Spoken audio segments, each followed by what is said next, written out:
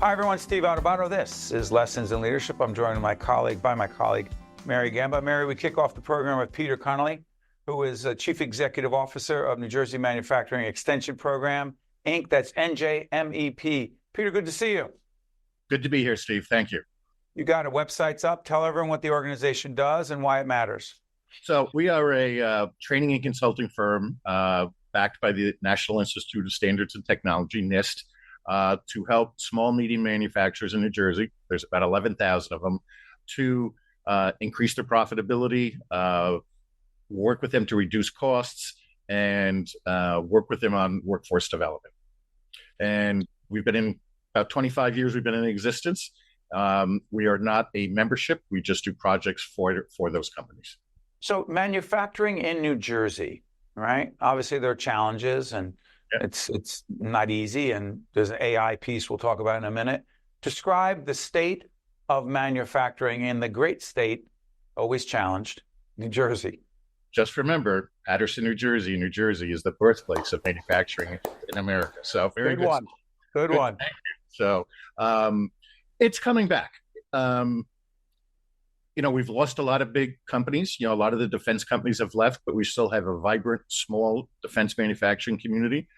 Agriculture and pharma is very big and still. So we don't deal as much with pharma and the big companies. We're not dealing with J&J and Campbell's. They can do internally what we do. But, manufacturing is coming back. A former governor at one time said manufacturing in New Jersey is dead. That is not true. It is growing. And our job is to keep companies here. And let's be honest, there are challenges. You got a corporate business tax or a corporate transit tax now. Every state is trying to bring companies from New Jersey to theirs. One of my prior careers was I ran manufacturing companies, and I can tell you that probably every other week I was getting calls from Tennessee, South Carolina, North Carolina, Pennsylvania, giving tax credits to move there. But New Jersey has a great workforce. Our transportation system in Northern Jersey is very good, not in South Jersey, but we can get people to the jobs. And it's as I said, a highly educated workforce. So simply put, Peter, as Mary jumps in, what happens under the Golden Dome and the State House does impact the manufacturing sector in big ways. Fair to say? Fair to say. And this governor has been a little bit more pro-business than other governors have been. So, and NJBIA has been having a business roundtable with each of the governor's candidates. And that is a topic, is manufacturing, and will manufacturing and business have a seat at the table in their administrations. And by the way, since the NJBIA Business and Industry Association are one of our longtime partners, while they're doing that, we have been doing a series of interviews with every candidate for a governor. Check out our website. It'll come up right now, steveadubato.org, for our public television programming. But also, once that primary happens in June, the two major party candidates will be engaged in in-depth half-hour conversations separately with us on major policy issues, including manufacturing. Mary, jump in. Pete, you talked a little bit about how NJMEP is helping these manufacturing companies to improve their efficiencies and productivity. Let's pull artificial intelligence into there. Steve touched on it a little bit. How are you using and how are you encouraging these manufacturing companies to use AI as a tool, but not as a replacement for what everyone is afraid of, that it's going to replace jobs? Talk a little bit about that. So AI is in its infancy. I don't think it's going to reduce jobs. I'll go back to when computers came out. Computers were we're gonna lose jobs. It actually created jobs when the computer technology took over. What we're doing with companies right now is machine learning. So AI is working with the machines. They input data and preventive maintenance of machines. That's what we're seeing. We're also seeing it with cobots and robots of AI effectively helping those technologies that people are starting to utilize on the production floor. But it's machine learning. So AI, you're not freaked out like, oh my God, they're going to take our manufacturing jobs. That's not your mindset. No, not in there. AI scares me in other areas, but not in manufacturing. Okay, let me ask you this. I'm curious about this. Innovation, which AI is, big piece of. How important is it that the leaders in the manufacturing sector are constantly innovating adapting, tweaking, revising, as opposed to this is what we do. This is how we do it. Please. That is an old version. People are innovating every day. There's disruptive technologies. We see companies growing with innovation. High-speed cameras. We have a number of ultra high-speed cameras, 5,000 frames per second. You're seeing, and they're using those on production lines. So innovation is happening every day, and especially in the smaller companies. And it's effective. And before Mary jumps back in, our competing in New Jersey / the United States with manufacturing in other countries, particularly China, the president is talking, and President Trump talks about trade issues. I'm not going to say that's a whole other issue because it is part of the equation, but how confident are you that we can compete? We can compete. And you're going to see onshoring coming back. We talked to a lot of companies that are starting to bring back some of their technologies that they're producing overseas. Is it going to be a little bit more expensive in the beginning? Yes, but I think it's going to be a growth. And who knows what's going to happen with tariffs and supply chain as we go forward. And most companies want to be able to control their supply chain. Go ahead, Mary. Yeah, I would love to talk a little bit about manufacturing when it comes to recruiting, retaining leaders in that field. My older son went to Michigan State University, and I know they had a huge degree program on manufacturing and also the packaging industry and the packaging that goes with manufacturing. What is the trend that you're seeing? Are people looking to get more into that industry? Are they going for more of a trade school to get into manufacturing? Are they going to four-year colleges? We talked a little bit off the air about a partnership you're doing with Rowan University. So I just wanted to take a minute or two just to talk about what you're doing, how you're partnering with universities and attracting people into the field. But there's a lot in that question. Yeah. First, we have an aging workforce. Baby boomers are retiring at probably a clip of 10,000 to 15,000 a week retiring. And I think that's probably even higher. New Jersey, we probably have right now about 40,000 open manufacturing jobs. That's about 3 per company. So the programs that we're working is there's 4-year colleges, 2 years colleges, and you're also looking at high school. So we have a program with the EDA that's called Makers and Creators. Economic Development Authority. NJEDA, where we're going to a high school in every county. As I say, we're not going to Princeton High, but we're going to Vineland High. We're going to AC. We're going to be in Trenton next week. And what we do is we bring in, and our goal is to inform them that there's a career in manufacturing, not a job, but a career. And we teach them welding. We teach them CNC machines. And we have a mobile RV training facility that now we're bringing to junior achievement, where we're going to middle schools. So, there is a career in manufacturing, and we need to replace some of this aging baby boomers with a new workforce. And that's one of the things that we're working with companies and apprenticeships. You're seeing a lot of companies doing their own apprenticeships. We do work with the New Jersey Council of Community Colleges on apprenticeships. Same with NJBIA, County College, Chamber of Commerce of Southern New Jersey. So apprenticeships is big. Same thing with, as you mentioned, IBEW. Peter Connolly is the Chief Executive Officer of MEP, New Jersey Manufacturing Extension Program, Inc. Peter, thank you so much for joining us. We appreciate it. Steve, thank you for having me. And Mary, thank you. You got to stay with us. We'll be right back. This edition of Lessons in Leadership is made possible by the Buccino Leadership Institute at Seton Hall University, Prager Metis, Valley Bank, the International Union of Operating Engineers Local 825, the North Ward Center, the New Jersey Sharing Network, the Helix, Horizon Blue Cross Blue Shield of New Jersey, Fedway Associates, Inc., Port Authority of New York and New Jersey, Choose New Jersey, and Seton Hall University, showing the world what great minds can do since 1856. This is Mary Gamba. If you want more leadership tips and tools, log on to stand-deliver.com. That's stand-deliver.com. Promotional support for this edition of Lessons in Leadership with me, Steve Adubato, and my colleague Mary Gamba has been provided by NJ.com, NJBIA and New Jersey Business Magazine, CIANJ and Commerce Magazine, and the Meadowlands Chamber and Meadowlands Media. The North Ward Center continues to expand their services and outreach in Newark from the childhood years to the golden years, offering programs like preschool, youth leadership development, Casa Israel Adult Medical Day Program, our Family Success Center, as well as a gymnasium. And most recently, Hope House, a permanent home for adults with autism, supporting and nurturing our autism community, with Hope House 2 coming soon. The North Ward Center, we're here when you need us. We're now joined by Joe Griffies, who is the host of a program called the Welcome Home Radio Show. Joe, good to have you with us. Thank you. Good to be here.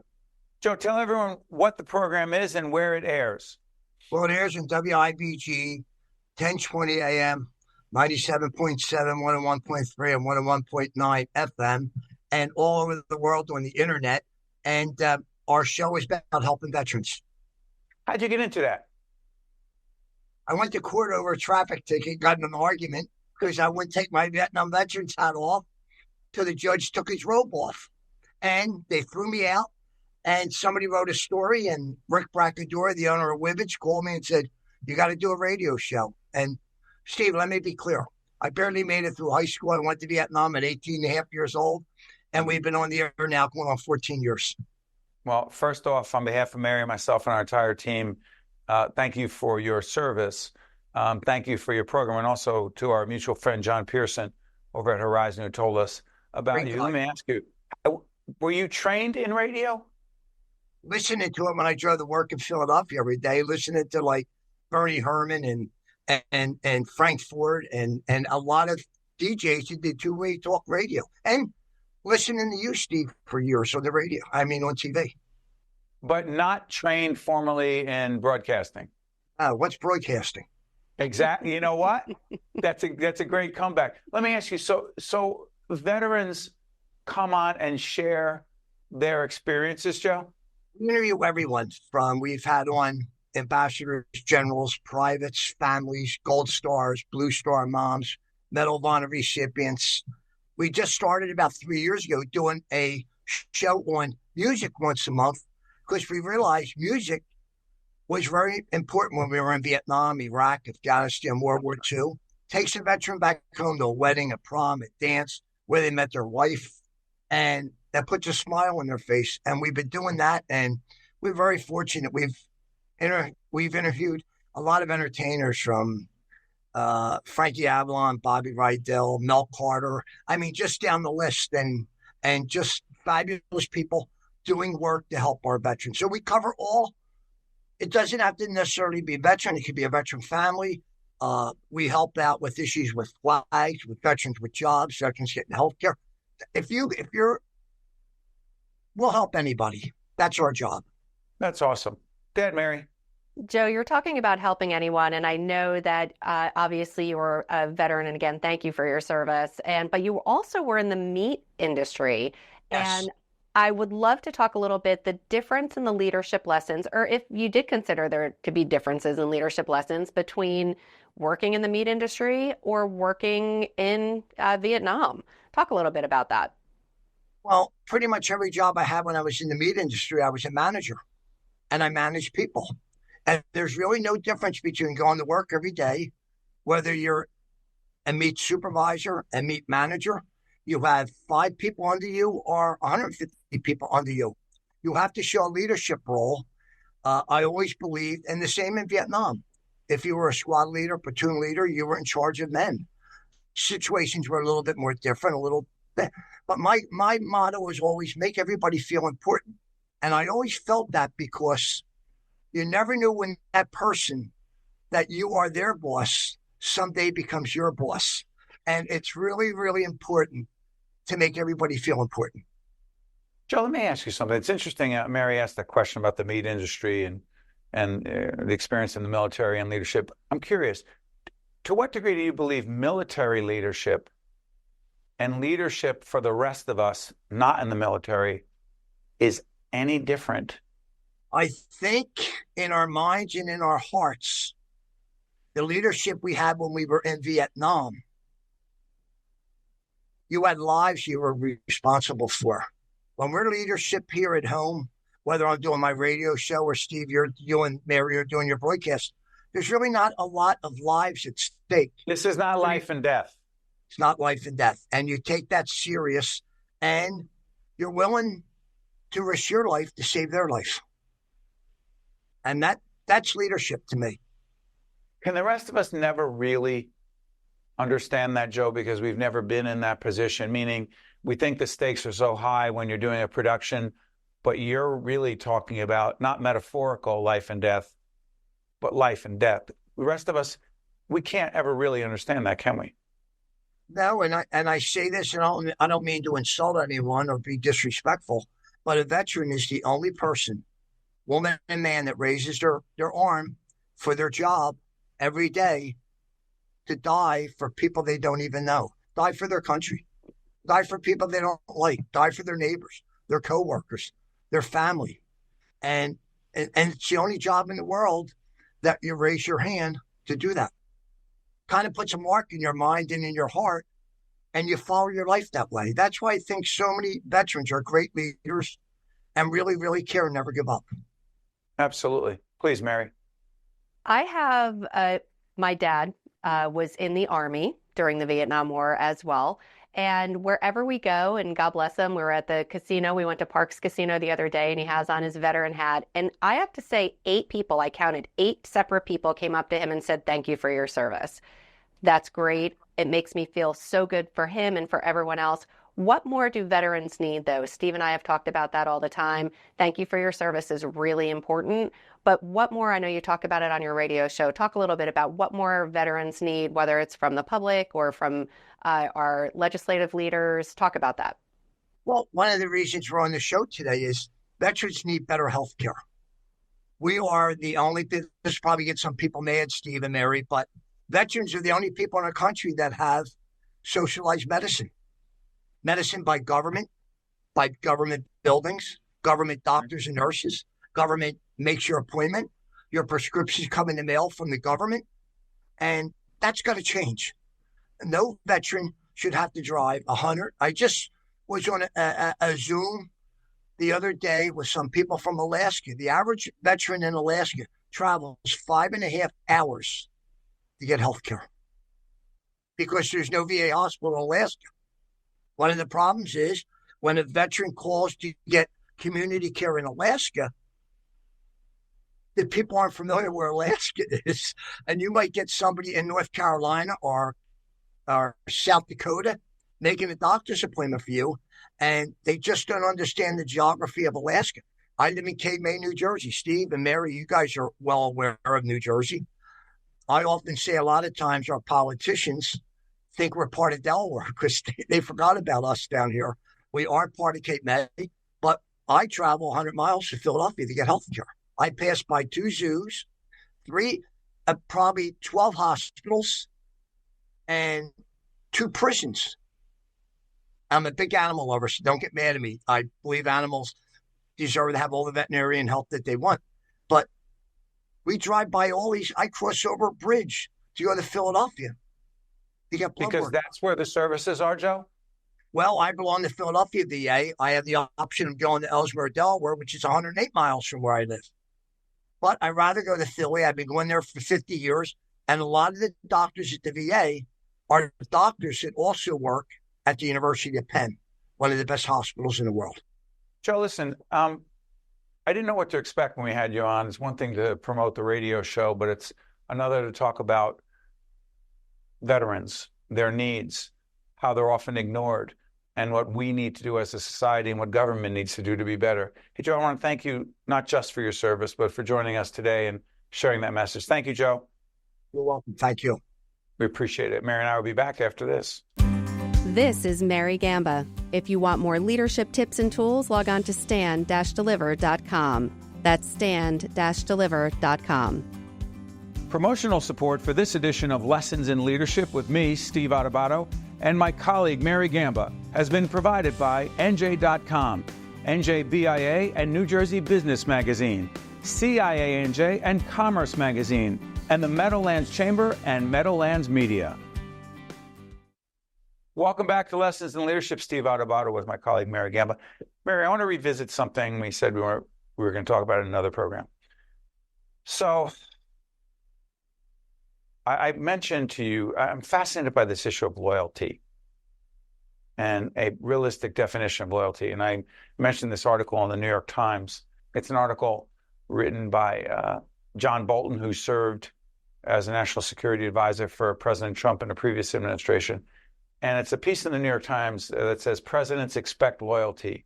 Donald Trump expects fealty, Fealty. And the subtitle is, "Nations don't flourish when their leaders are surrounded by sycophants." Okay, so here's the premise of the piece. And it's not political at all.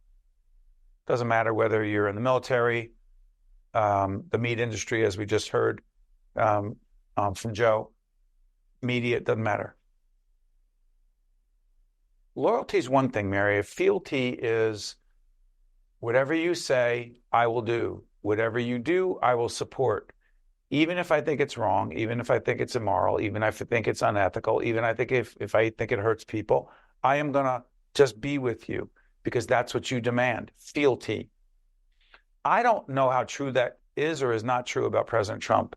Who could really know? We're not in the White House. But it seems from the outset at times that how he defines loyalty can seem pretty blind, meaning all in, all out, no gray area. If that were the case, what would be the problem for such a leader?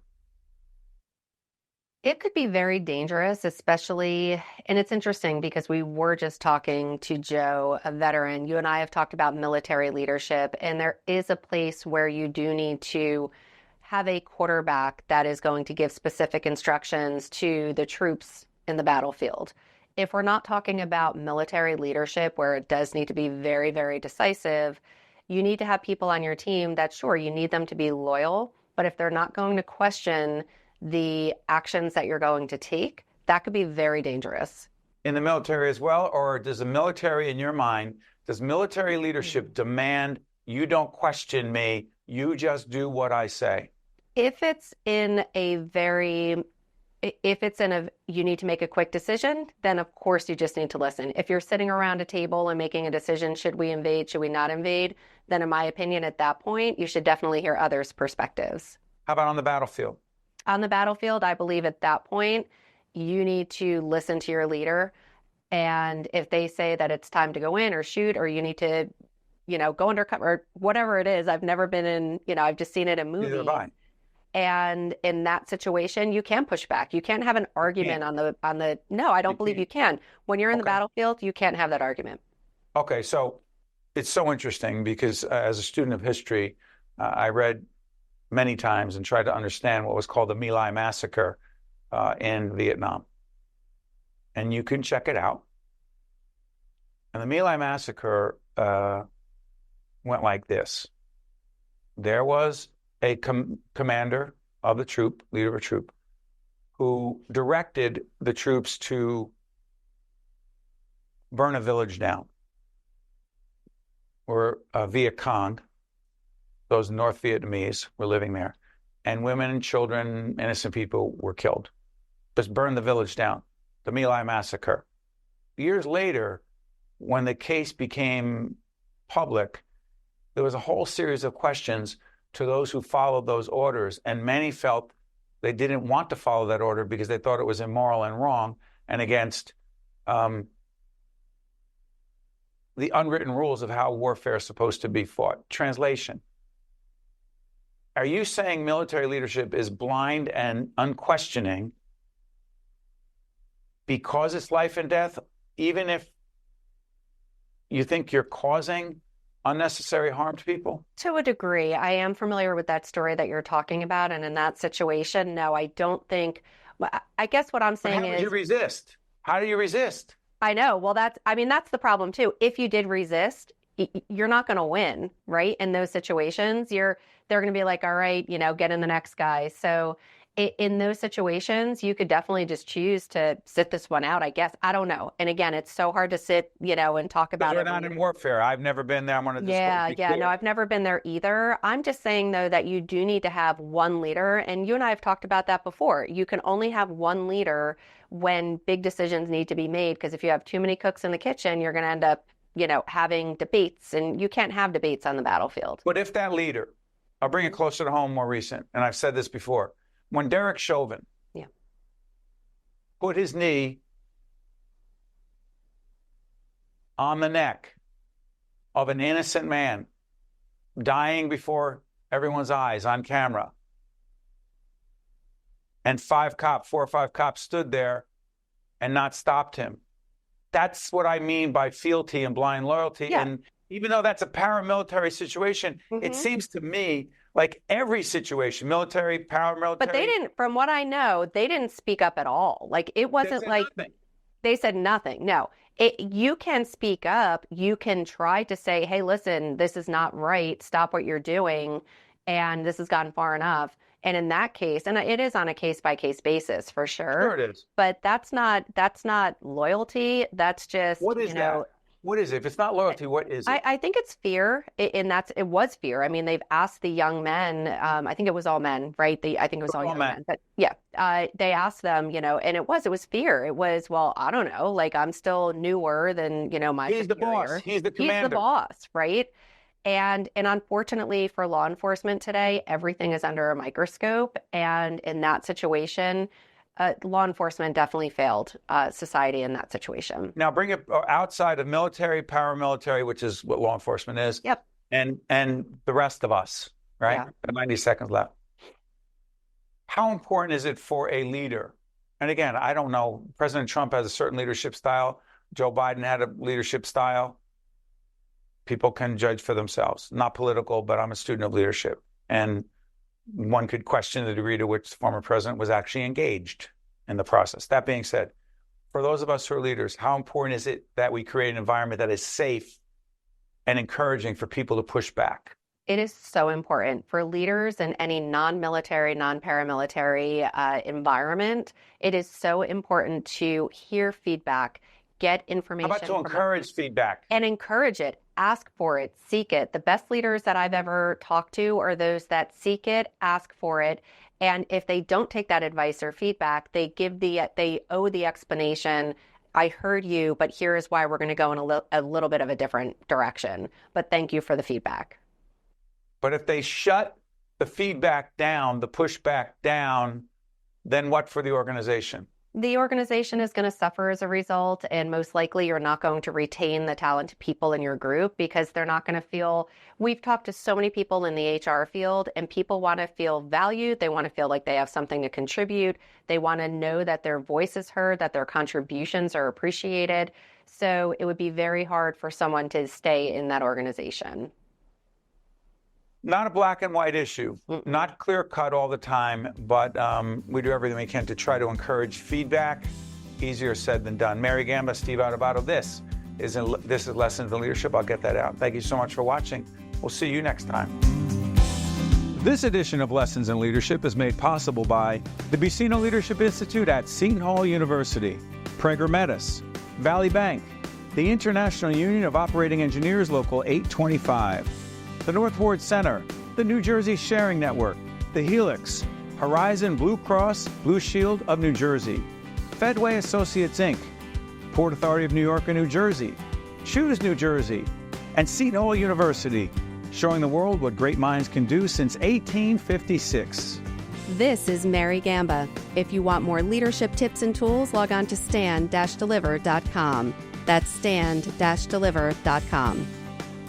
Promotional support for this edition of Lessons in Leadership with me, Steve Adubato, and my colleague Mary Gamba has been provided by NJ.com, NJBIA and New Jersey Business Magazine, CIANJ and Commerce Magazine, and the Meadowlands Chamber and Meadowlands Media.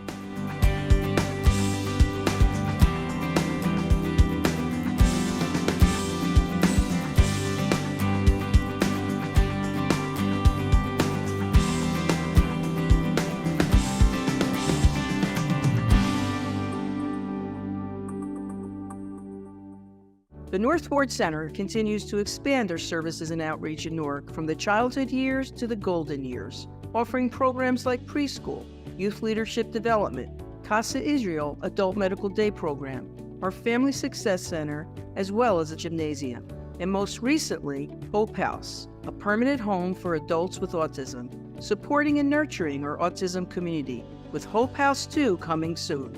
The North Ward Center, we're here when you need us.